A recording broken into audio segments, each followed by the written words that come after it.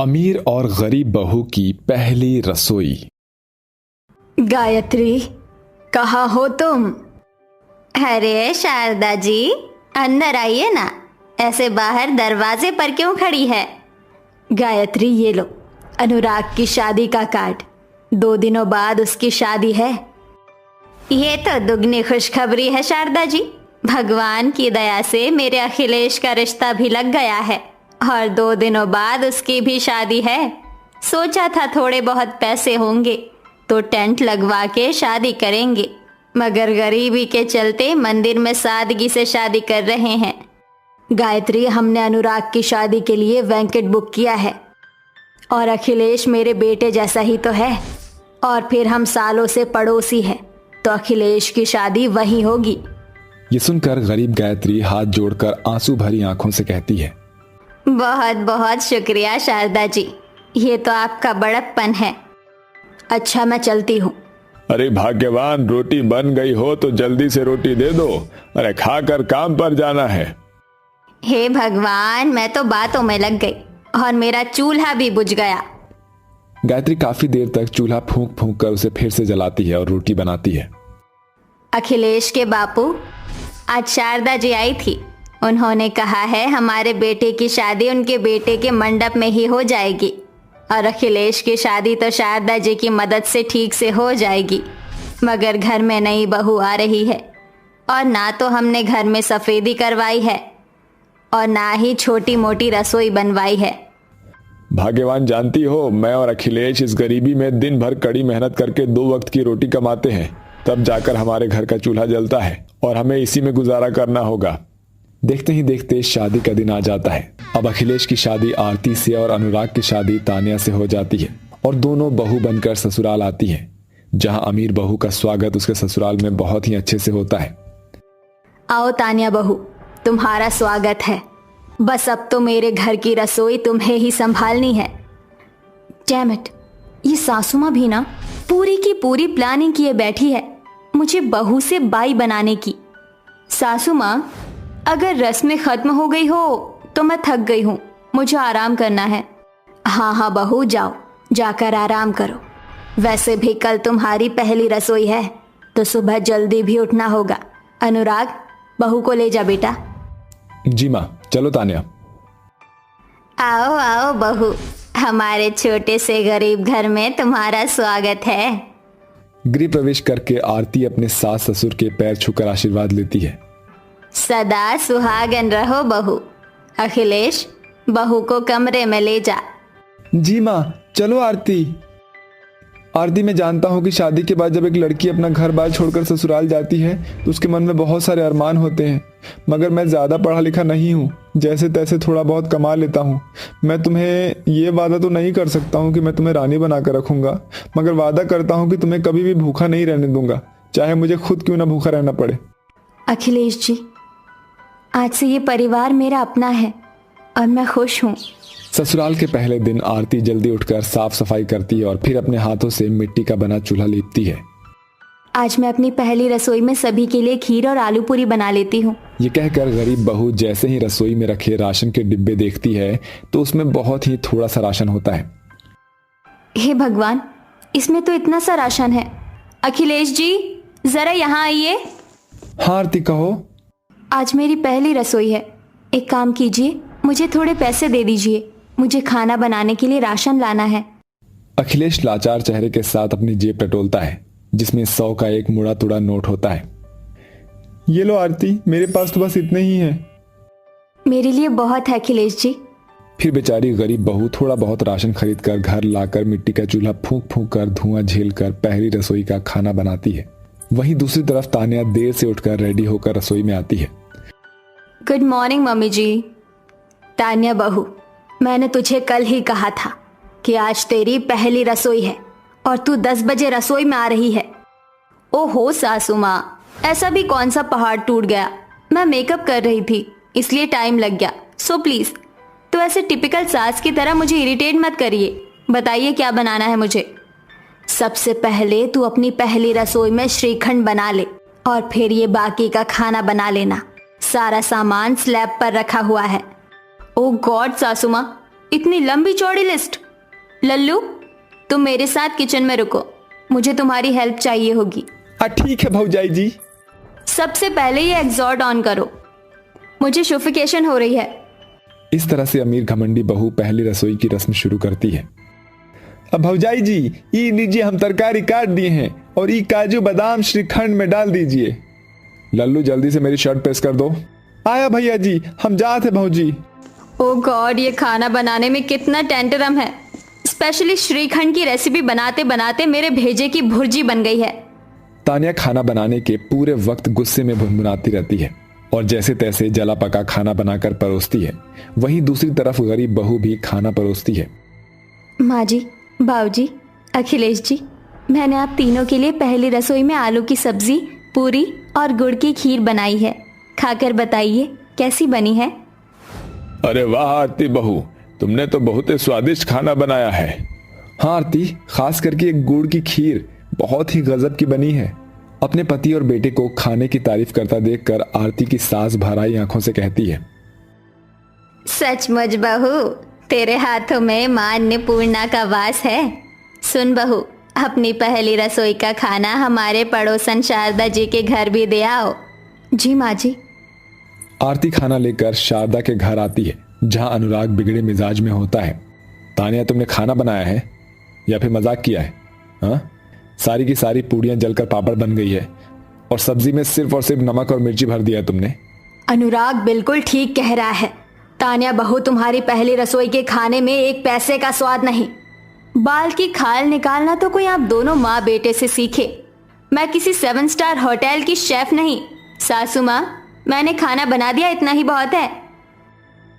Aunty जी, वो माँ जी ने खाना भेजने को कहा था। ले आओ बहू। आरती खाना रखकर चली जाती है और खाना खाकर अनुराग कहता है, देखो तानिया, गरीबी में भी गायत्री आंटी की बहू ने कितना स्वादिष्ट खाना बनाया है। नो थैंक्स अनुराग, ये गरीबों वाला गंदा खाना तुम ही खाओ। यू नो व्हाट, आप दोनों को मेरी पहली रसोई का खाना इसलिए रास नहीं आया क्योंकि आपको तो इस 2 कौड़ी की गरीब की रसोई का खाना जो खाना था। आरती के खाने की तारीफ से तान्या चिढ़कर अपने पति और सास को बहुत सुनाती है। ऐसे ही वक्त बीतता है जहां एक तरफ हर रोज आरती उपलों पर मिट्टी के चूल्हों का धुआं झेलकर खाना बनाती है, वहीं तान्या हर बात में कुड़कुड़ाती रहती है। तानिया बहू, ये लो, आज रात के खाने में मटर पनीर की सब्जी और तंदूर की रोटी बना देना। सासू माँ, तंदूर का धुआं झेलकर मुझे अपनी ब्यूटीनेस नहीं बिगाड़नी। आप एक काम कीजिए, ये तंदूर की रोटी आप अपनी पड़ोसन की गरीब बहू से जाकर बनवा लीजिए और सब्जी भी खुद बना लीजिए। वैसे भी मुझे खाना बनाने में सर खपाना पसंद नहीं। ये तू क्या कह रही है बहू? मैंने इतने प्यार से तेरी पसंद की मॉड्यूलर रसोई बनवाई थी, लाखों रुपए लगाए थे इसे बनाने में, ताकि मेरी बहू जब आएगी तो ये किचन संभालेगी। मुझे तुझसे उम्मीद लगानी ही नहीं चाहिए थी। उस दिन से बहू के होते भी शारदा खुद से ही खाना बनाती है, जिसके चलते एक दिन अनुराग कहता है, तान्या, तुम्हें जरा सा भी फर्क नहीं पड़ता है ना कि तुम्हारे रहते माँ रसोई में खाना बना रही है? तो तुम जाकर बना दो खाना अनुराग, जस्ट गो। ठीक है, मैं अपनी और अपनी माँ के लिए 2 वक्त की रोटियां बना सकता हूँ, लेकिन अब तुम इस घर में नहीं रहोगी। निकलो यहाँ से, बस बहुत हो गया तुम्हारा अब। अनुराग गुस्से से तानिया को घर से बाहर धक्का दे देता है, तभी आरती उसे बचा लेती है। तानिया, तुम ठीक तो हो? अनुराग भैया, आप क्या कर रहे हैं? आरती भाभी, आप नहीं जानती। मैं जानती हूँ तानिया से गलतियाँ हुई हैं, मगर इस तरह से रिश्ता तोड़ देने से क्या सब ठीक हो जाएगा? और मैं ये भी जानती हूँ कि तानिया मुझे पसंद नहीं करती, मगर तानिया को एक मौका दे दीजिए। ये सुनकर तानिया का घमंड टूट जाता है और वो अपनी गलती पर पछताते हुए कहती है, आरती, मैं हमेशा तुमसे चिढ़ती रही, जलती रही, क्योंकि सासू माँ और अनुराग तुम्हारी ही तारीफ करते रहे, मगर आज तुम मेरा घर टूटने से बचा रही हो। अब मैं तुम्हारे जैसी एक अच्छी बहू बनना चाहती हूँ। आई एम सॉरी अनुराग। इसके बाद आरती तानिया को खाना बनाना सिखा देती है, जिससे तानिया अपने ससुराल वालों का दिल जीत लेती है और दोनों अमीर गरीब बहुएं अच्छी बहू बनकर अपनी अपनी रसोई संभालने लगती है। बहू, परी बहू, कहाँ हो? जरा यहाँ तो आना। उफ़ो, इस बुढ़िया को भी ना चैन नहीं है, जीना हराम करके रखा है। 2 मिनट चैन से बैठने भी नहीं देती। जी सासू माँ, आपने बुलाया? अरे इतने सारे शॉपिंग बैग्स, लगता है सासू माँ आप पूरा बाजार ही खरीद लाई है। अरे मेरा बस चले तो मैं अपनी प्यारी बहू के लिए पूरा बाजार ही खरीद लाती। ये देखो, इसमें फल फ्रूट नारियल पानी है। अब मेरी प्यारी बहू मुझे खुशखबरी जो देने वाली है तो उसका ख्याल तो मुझे ही रखना है। अर्पिता, अरे ओ अर्पिता, जरा एक गिलास पानी तो ले आ। अरे ओ कल्लू माई, कहाँ मर गई? डरी सहमी हुई बेचारी गरीब गर्भवती बहू अर्पिता पानी लेकर आती है। ये लीजिए माँ जी। अरे कहाँ मर गई थी? मर जानी, कान क्या कोल्हापुर छोड़ाई थी? माफ कर दीजिए माँ जी, वो मैं बर्तन मांज रही थी इसलिए सुनाई नहीं दिया। राजरानी का स्वभाव अर्पिता के साथ ऐसा ही था, जिसकी वजह थी अर्पिता का काला रंग। जिस दिन से अर्पिता बहू बनकर आई है वो हर दिन से जिल्लत सहती है। ये सोचते हुए अर्पिता को वो दिन याद आ जाता है जब वो बहू बनकर ससुराल आई थी। अर्पिता और परी दुल्हन के जोड़े में दरवाजे पर खड़ी है, मगर राजरानी अपनी गोरी बहू के गृह प्रवेश में लगी है। परी बहू, अपने गोरे पैरों से गृह प्रवेश करो। जी सासू माँ। गोरी बहू का गृह प्रवेश कराने के बाद राजरानी उसे कमरे में ले जाने लगती है। तभी घर के मुखिया हरीश उसे टोकते हैं। भाग्यवान, तुम भूल रही हो, इस घर में 2 शादी हुई है, यश और प्रतीक की, इसलिए तुम्हें 2 बहुओं का गृह प्रवेश कराना है। देखिए हरीश जी, मेरे लिए मेरे घर की लक्ष्मी मेरी गोरी बहू है जिसका गृह प्रवेश हो गया, मगर मैं इस काली कलूटी कुलनाशिनी का गृह प्रवेश नहीं करूंगी। अपनी माँ के किए गए इस फर्क से यश को बहुत बुरा लगता है और फिर बेचारी काली बहू बिना किसी स्वागत के अंदर आ जाती है। असल में राजरानी अपने बड़े बेटे यश की शादी से खुश नहीं थी, क्योंकि अर्पिता गरीब घर की काली लड़की थी जिसकी शादी हरीश की पसंद से हुई थी। वहीं परी राजरानी के पसंद से आई थी। यश, अर्पिता बहू को अपने कमरे में ले जा। जी बाबूजी, चलो अर्पिता।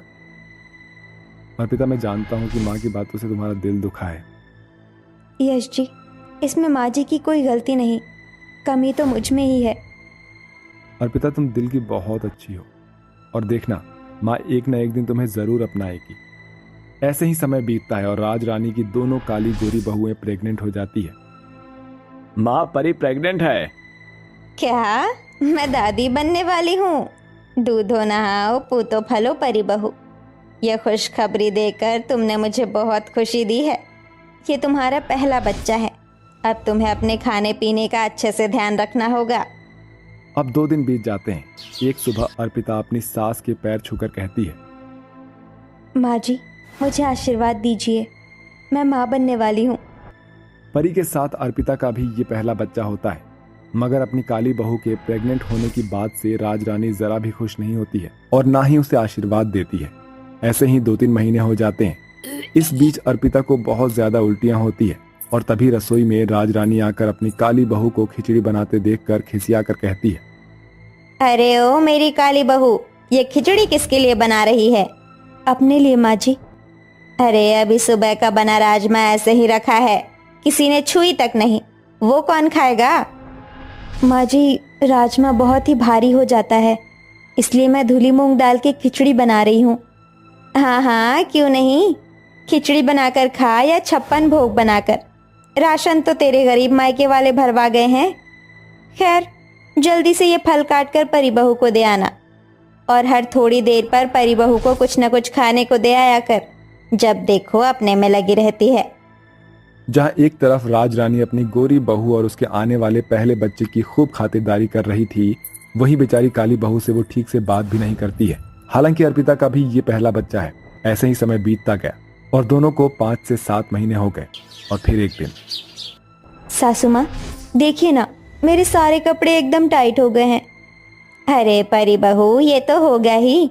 जैसे जैसे तेरे अंदर पल रहा छोटा मेहमान बड़ा जो हो रहा है, मैं आज ही तेरे लिए नई नई नाइटी ला दूंगी। मगर मम्मी जी, सस्ती फैब्रिक वाले कपड़े मत लेना, मेरी स्किन सेंसिटिव है। अरे तुम बिल्कुल चिंता मत करो परी बहू, मैं अपनी गोरी चिट्टी चांद जैसी बहू के लिए महंगे मलमल वाली नाइटी लाऊंगी। माँ जी, आप परी के लिए सामान लेने बाजार जा रही हैं, तो मेरे लिए भी थोड़ी बहुत अचारी मटरी ले आना, बड़ा मन कर रहा है खाने को। आहा हा हा, क्यों री मेरी काली बहू, तेरे भिखारी मायके वालों ने क्या मुझे मनी ऑर्डर भेजा है? मगर माँ जी, परी की तो आप हर एक फरमाइश पूरी करती हैं, फिर उसके साथ साथ मेरा भी तो ये पहला बच्चा है और मैं भी तो आपकी बहू हूँ, तो क्या मेरे लिए आपके पास थोड़े से भी पैसे नहीं? हाँ, नहीं है पैसे। मैं तो जैसी काली कलूटी बैंगन लूटी पर एक फूटी कौड़ी भी खर्च नहीं करूंगी। इस तरह से बेचारी काली बहू हर बार की तरह इस बार भी अपना मन मार कर रह जाती है, जिसे देखकर परी बहुत खुश होती है। गोरे चिट्टे होने का बड़ा ही फायदा है, सास की चहेती बनकर रहो। शाम को राजरानी अपनी गोरी बहू और उसके पहले बच्चे के लिए खरीदारी करके आती है, मगर क्या राजरानी का ये बुरा बर्ताव अपनी काली बहू के लिए आगे भी ऐसा ही रहेगा? तभी अचानक से अर्पिता बीती बातों से बाहर आ जाती है। अरे ओ काली भट्टी, पैर क्या जमीन में जम गए हैं? जाकर मेरे और परी बहू के लिए बढ़िया सी चाय बना कर ला। जी माँ जी, अभी लाई।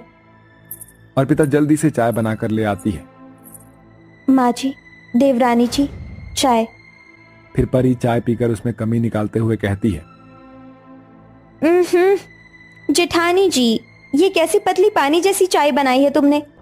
ना दूध का पता है ना चाय पत्ती का, पूरी की पूरी चीनी भरी हुई है, जैसे कि चाशनी है। मगर मैंने तो चाय अच्छे से बनाई थी। तो तू कहना क्या चाहती है करमजली, कि मेरी परी बहू झूठ बोल रही है? अरे कितनी बार कहा है ना तुझे कि परी बहू का ये पहला बच्चा है, इसलिए दूध में पत्ती जरा तेज लगाया कर, मेरी बहू को ताकत की जरूरत है। तभी एकदम से परी गोद भराई की बात छेड़ती है। माँ जी, मेरी गोद भराई तो होगी ना? अरे होगी होगी, जरूर होगी बहू, आखिर मेरी प्यारी बहू का ये पहला बच्चा है। मगर सुन ले अर्पिता, मैं तेरी गोद भराई बिल्कुल भी नहीं करने वाली, क्योंकि तुझ जैसी काली कलूटी की गोद भराई करके मुझे अपनी जगहजाई नहीं करानी। मैं समझ सकती हूँ माँ जी। ये कहते हुए बेचारी अर्पिता का मन भर आता है, क्योंकि एक गर्भवती औरत के लिए उसके मन में अपनी गोद भराई को लेकर ढेरों सपने होते हैं, मगर अर्पिता का ये सपना भी मन में दबकर रह जाता है। इसी बीच दोनों को 9 महीने हो जाते हैं और राजरानी लाखों रुपए लगाकर अपनी गोरी बहू के पहले बच्चे की खुशी में बड़ी ही धूमधाम से गोद भराई करती है। परी बहू, ये देखो तुम्हारी गोद भराई का लहंगा। सासू माँ, ये लहंगा तो बड़ा महंगा लग रहा है। हाँ, पूरे 2 लाख का है, और इसके साथ एक और चीज है, ये देखो हीरो का हार, मेरी गोरी बहू के लिए। ओ सासू माँ, आप मुझसे कितना प्यार करती हैं। तभी कमरे में हरीश आता है। भाग्यवान, मैंने सुना है कि तुम अर्पिता बहू की गोद भराई नहीं कर रही हो। अच्छा, तो उस कल्लो माई ने आग लगा दी। देखो जी, उस काली बहू की गोद भराई में फालतू का खर्चा करके अपनी खिल्ली उड़वाना अकल की बात नहीं, इसलिए मैं जो कर रही हूँ करने दो। हरीश राजरानी को समझाने की बहुत कोशिश करता है, मगर वो एक नहीं सुनती। वहीं परी की गोद भराई हो जाती है, मगर इसी बीच हलवाइयों की एक गलती से घर में आग लग जाती है। सभी की जान तो बच जाती है, मगर घर जल जाता है। हे भगवान, ये क्या हो गया? कोई बात नहीं भाग्यवान, मेरे खाते में जो पैसे रखे हैं उसे निकाल कर हम अपने घर की मरम्मत करा लेंगे। वो सारे पैसे तो परी बहू की गोद भराई में लग गए, मगर परी बहू को शगुन तो खूब पड़ा है। बहू, ये पैसे मुझे दे दे। माँ जी, मैं अपने पैसे आपको क्यों दूं? ये तो गलत है। देखिए माँ जी, मैं अपने मायके जा रही हूँ, जब घर रहने लायक हो जाए तो मुझे बुला लेना। बुरा वक्त पड़ते ही परी चली जाती है। वहीं अर्पिता कहती है, माँ जी मत रोइए। यश जी, ये मेरी शादी के कंगन और झुमके हैं, पिताजी ने मुझे दिए थे। जाइए, उन्हें बेचकर पैसे ले आइए। अर्पिता अपने गहने बेचकर वो पैसे अपने ससुराल में लगा देती है। वहीं अब राजरानी की अपनी गोरी बहू पर लगाई हुई उम्मीद तो टूटती ही है, मगर उसकी आंखें भी खुल जाती है। मुझे परी बहू पर बड़ा घमंड था, अच्छा हुआ जो टूट गया। मुझे माफ कर दे अर्पिता बहू, मेरे घर की लक्ष्मी तू है, जो बुरे वक्त में साथ खड़ी रही। इस तरह से राजरानी अपनी काली बहू को अपना लेती है और उसकी गोद भराई भी करती है, और सभी लोग खुशी खुशी रहने लगते हैं।